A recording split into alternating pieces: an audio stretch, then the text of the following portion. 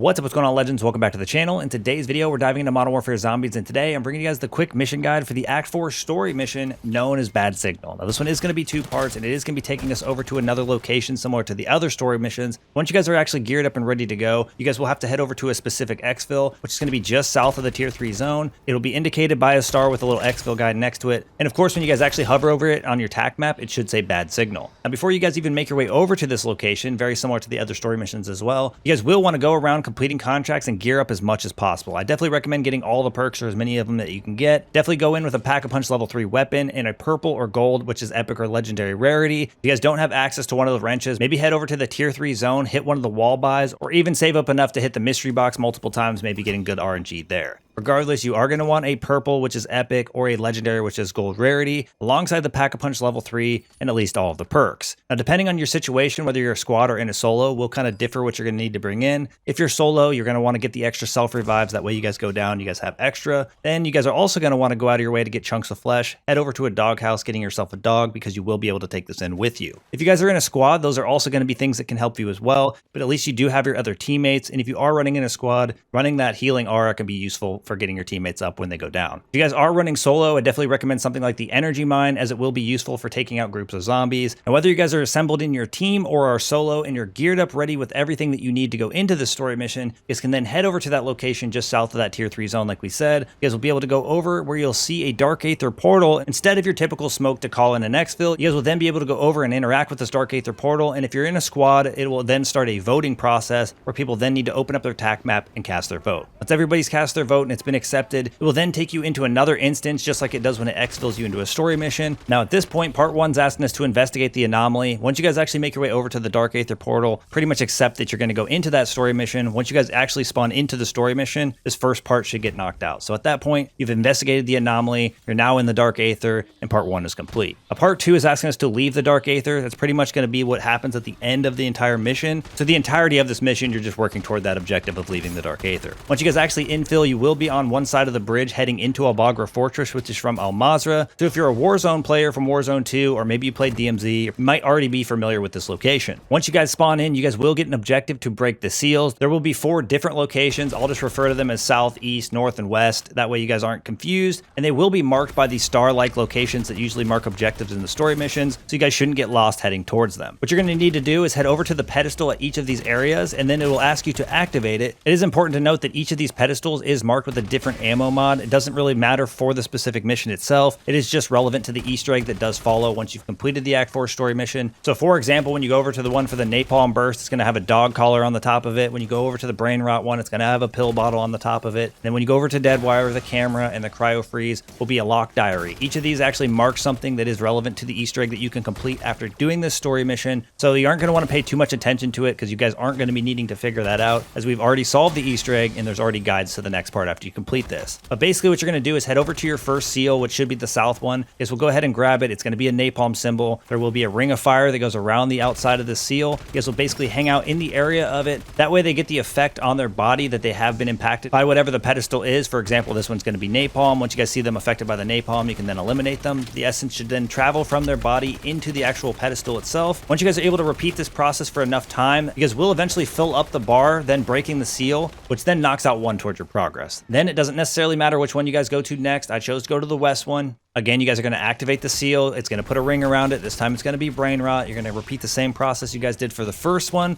guys are going to go ahead and eliminate the zombies once they've entered the ring. Once you guys are able to fill up that meter, you guys will then break this seal. You guys can then head across the map over to the other side, which will be the east one. This one is going to be the dead wire. It does have a disciple in this area. It's the only one that I think had the disciple. You guys are going to want to eliminate the enemies again within that ring. You guys will eliminate the zombies until the souls fill up the pedestal once again, breaking the seal. Then you guys will head over to the last and final one, which we'll consider the north one, or the cryo freeze one. You guys will activate it, go through the same exact thing you guys did for the other 3, filling it up with souls by eliminating the zombies, eventually breaking the last and final seal, where then it'll tell you to leave the dark aether. Now this is going to send you over to a specific portion of the map indicated by, again, the star icon that does tell you where the objective is. So you guys shouldn't get lost on the way to this, but at this point you guys should get prepared. You guys are going to be taking on a worm. Now the difficulty of this next part is going to be determined on whether you're solo or in a squad, but if you are in a squad, the good news is this is one of the more straightforward boss fights. I almost find it it's a little bit easier than the very first one for Act 3, just because I felt like we weren't dealing with as many zombies and we were mostly just focused on the worm fight itself. But once you guys actually make your way into the area of the objective, a giant Gorm'gant worm is going to jump out of the ground and the boss fight is then began. If you guys do have a sentry gun, it can be extremely helpful. Experimental gas can still be useful for the worm, but it is important to note you guys will have to try to throw it towards the crit spot so that the actual experimental gas can hit the crit areas, and you guys can focus on those exact same areas with your bullets, then eventually doing a lot more damage. If you guys are in a party, you guys are just going to take turns hopefully dodging the worm's attacks. It does a laser.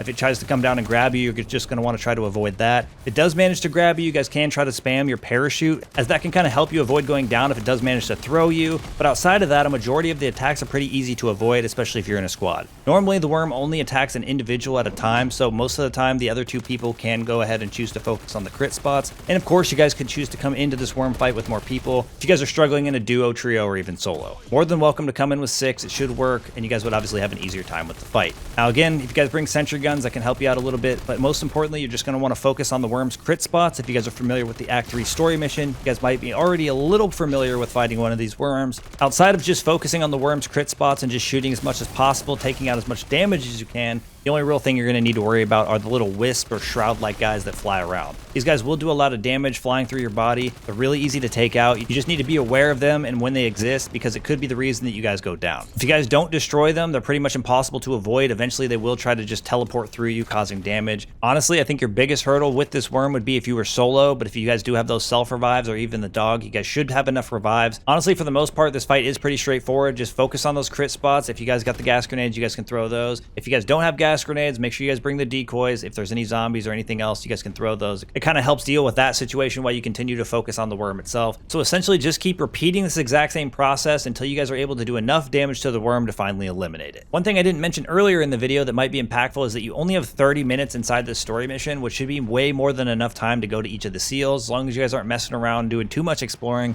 you should make it to the boss fight with way more than enough time. I know specifically once we were able to complete the boss fight, we had like 13 minutes left, which is way more than enough time left over. So as long as you guys aren't making too many mistakes or you guys aren't taking too much time going to each and every one of the seals, it should be able to make it over to the worm fight with way more than enough time to be successful and give yourself way more than enough time to even play it super safe. You guys don't have to rush through this fight if you guys get there quickly, and you guys will have more than enough time, whether you're solo, duo, or in any squad size, to get the elimination on the worm. Just focus those crit spots, just keep avoiding the attacks, and watch out for the wisp or shroud-like guys that fly around. You guys will have no issues taking on this worm, eliminating the Gorm'gant, getting access to some great rewards, and then you guys will head over to the reward portal once it pops up, opening it up, getting access to a locked diary, which is one of the 4 parts required for the Easter egg that you guys will now be able to complete now that you've done the Act 4 story mission. Now that's going to wrap things up for today's quick mission guide. If you guys are looking for a guide on how to complete the next Easter egg in order to unlock the Dark Aether, the new tier zone, make sure you guys go ahead and check in the comment down below. I'll make sure to pin it. Thank you guys for all the support in today's video, all the support in the channel, and I look forward to seeing y'all in the next one.